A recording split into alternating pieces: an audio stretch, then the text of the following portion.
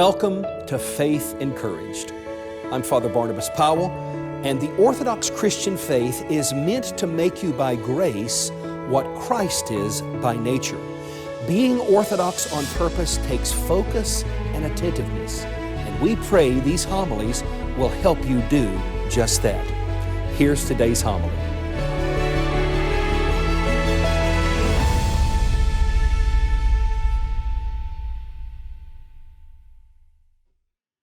It is a gloriously beautiful day today, and we're so thankful to God for all of you being here today and joining us to worship and thank God for His goodness. We're also thankful for the opportunity to share with you today this homily, because I get to talk about one of my most favorite movies in the whole world.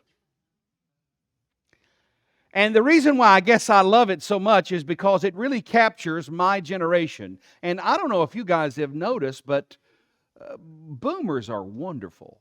I mean, they're fantastic.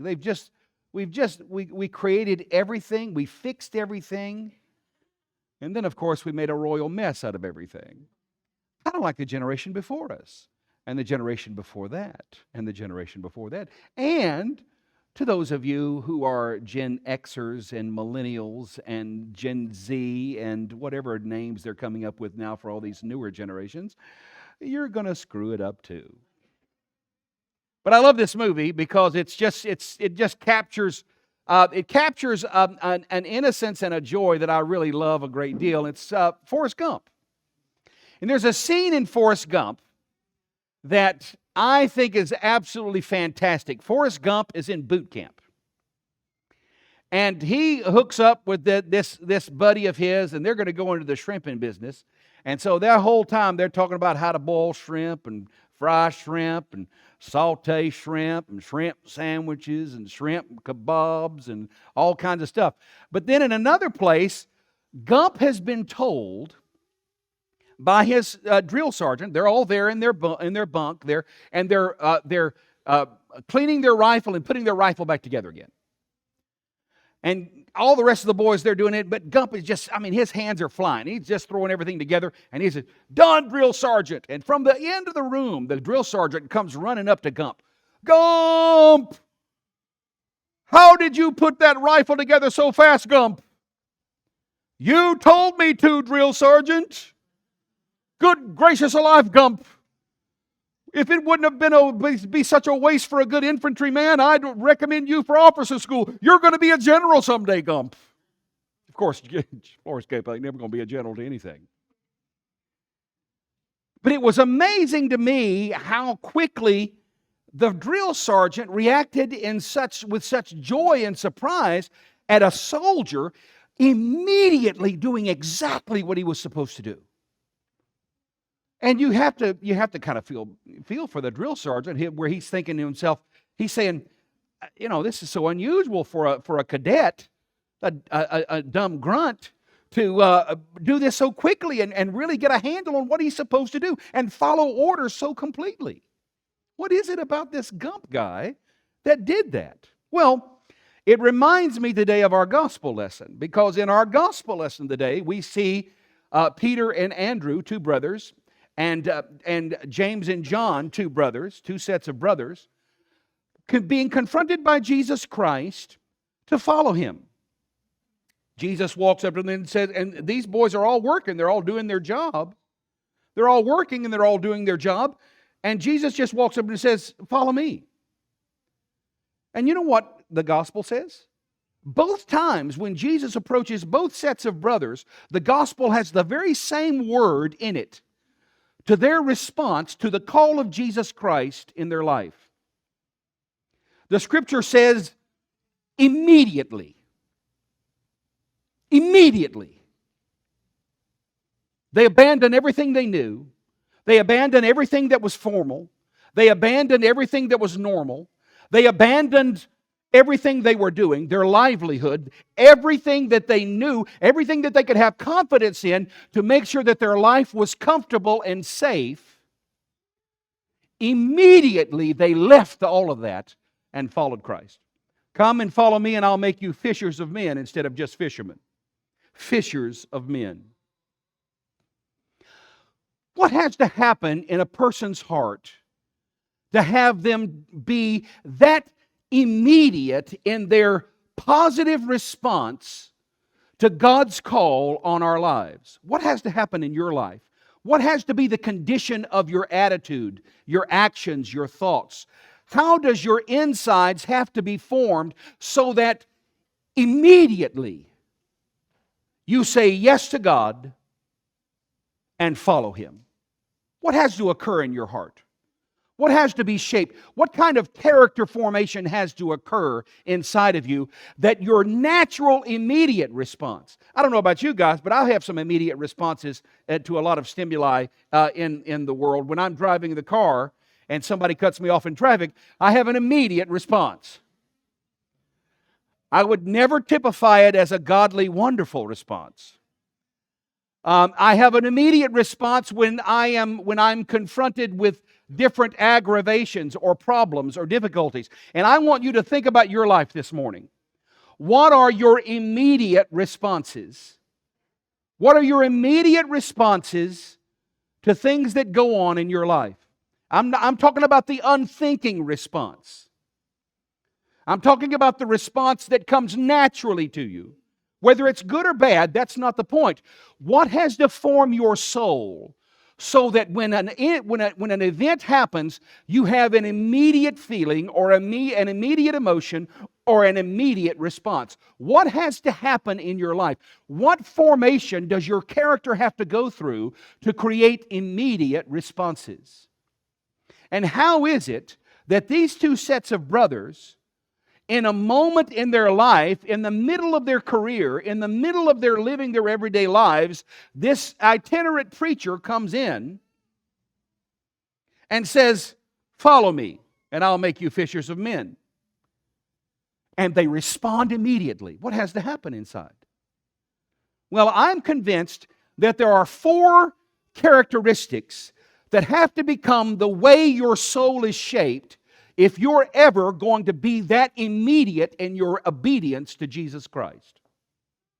And the first characteristic is the characteristic of simplicity.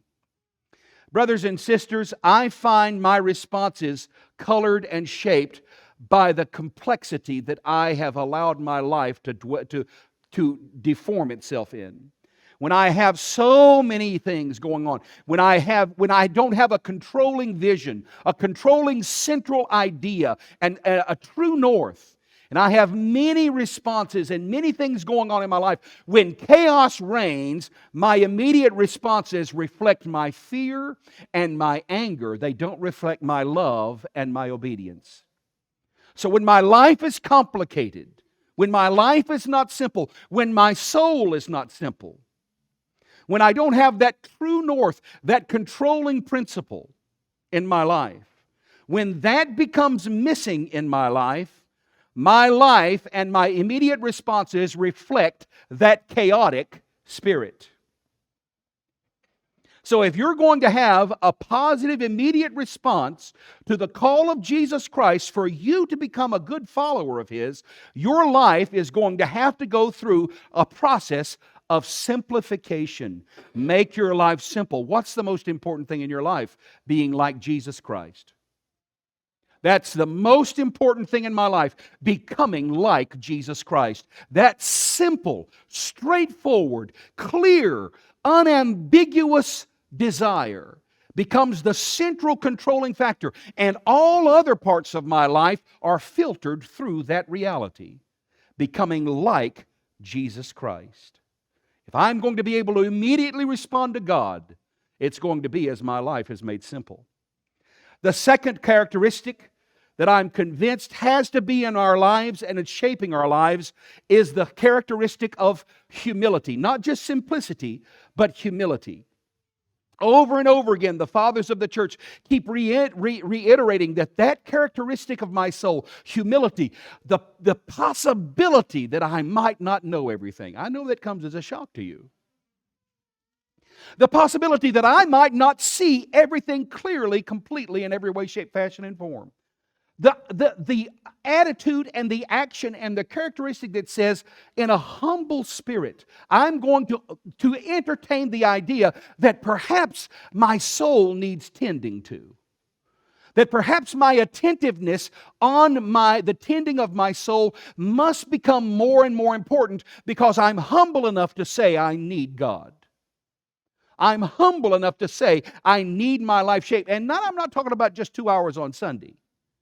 I'm talking about a Monday through Sunday, every day, 24 hours a day, attentiveness to the humble notion I need God in my life to shape my soul. How do you think Peter and Andrew and James and John were able to immediately respond? Because something in the words of Jesus Christ triggered in them what had already been shaping their lives, their whole lives. Love God more than anything else. And the humble response of, I will say goodbye to everything to follow Him, is exactly the kind of characteristic that must be developed in your heart and my heart if I'm ever going to be able to respond immediately to God. Now, the third characteristic may sound like it contradicts the second one, but it doesn't.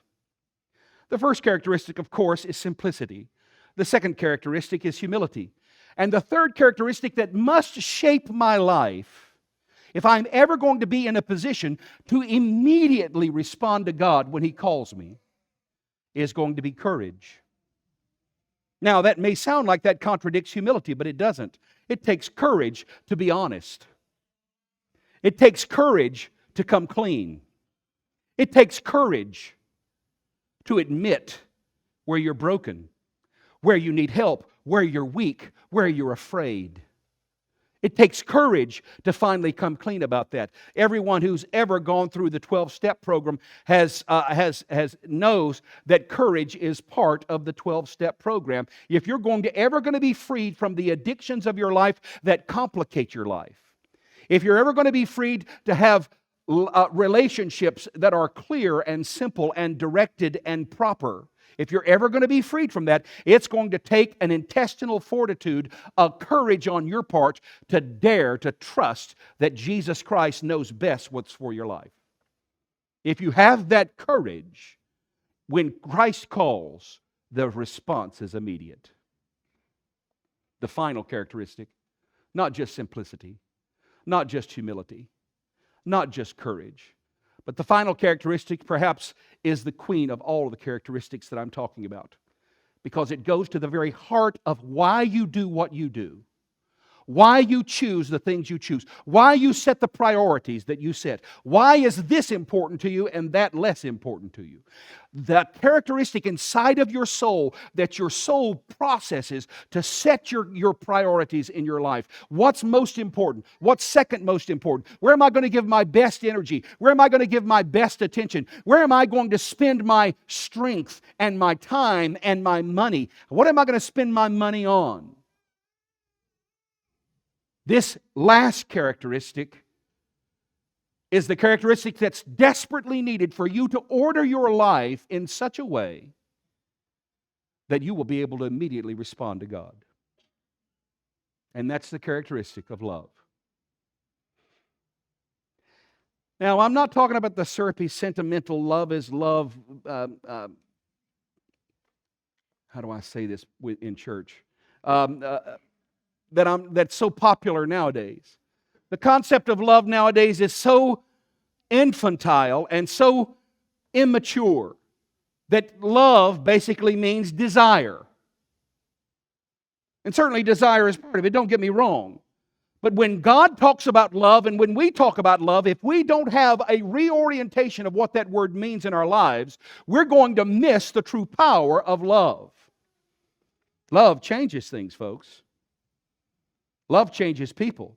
Love makes a man respond immediately to the call of God. The lack of love and the disordering of love makes a man a slave to his different passions. I'm convinced, brothers and sisters, that one of the greatest tragedies in this culture right now is the misappropriation of love in this culture and calling love as if you disagree with me, you must not love me. Folks, that's not mature. That's childish. You must not like me if you disagree with me. And I know this is hard for y'all to believe, but there are people who disagree with me. Shocking. Doesn't make any sense. They just don't know any better. And I'm very tempted when somebody disagrees with me to think that they dislike me or they hate me. It's a natural response, folks, because my soul needs to be reordered. My heart needs to be changed. We've got a culture right now that's absolutely pulling itself apart over whether it's okay to and however you want to name it, my body, my choice, or it's a child. Don't kill the child. But the abortion industry and the abortion issue in this country has been tearing this country apart for 20 years since the Supreme Court stepped in 20 years ago and took it out of the hands of the states and the politicians. And out of our hands. It just said by divine fiat. No. It's just going to be no holds barred. The reality is, brothers and sisters, the very fact that we have such a divide in this country over this issue, and watch as the Supreme Court has now corrected the problem of Roe v. Wade. And now it's returned to the states and to the people for us to deal with, so that we have to deal with each other. So that we have to listen to one another. So that we have to love one another. And we have to care for one another. And we have to actually deal with one another instead of running to the courts to make excuses for our lack of willingness to talk. When that lack of love exists, my immediate responses are one of anger or let's fight against them. When in reality, brothers and sisters, no one is your human enemy. There are no human enemies. The only enemy of your soul is the evil one himself. God is not your enemy. Democrats are not your enemy. Republicans are not your enemy. The left isn't your enemy. The right isn't your enemy.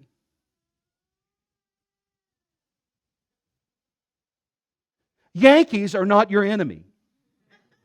Well, no, they're not.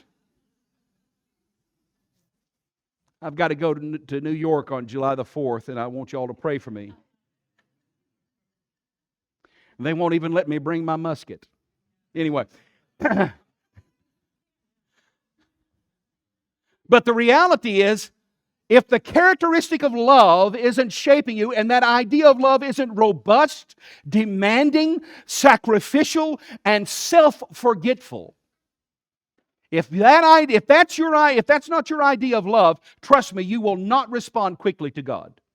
Your life will be too chaotic. It'll be too divided. It'll be too confused for you to hear the still small voice of the God who is directing your life toward life and making you the man or the woman that God has called you to be. This morning, on this Sunday, the second Sunday of Matthew, let us determine to become men and women with the four characteristics that set us free to say yes to God in every aspect of our lives, from our money to our time, to our talents, to our attentiveness, to the way we set our priorities. Let's become men and women who immediately follow Christ. Amen. Thank you so much for watching. I pray this was a blessing to you. If it is a blessing to you, please don't forget to like and subscribe and share these videos. It really does help us a great deal. Speaking of helping us, if you'd like to support this media outreach, go to our Patreon site at Faith Encouraged on patreon.com. You can also visit us at our website at faithencouraged.org and write me at frbarnabas@faithencouraged.org. I look forward to seeing you next time. Don't forget to like and subscribe. God bless you.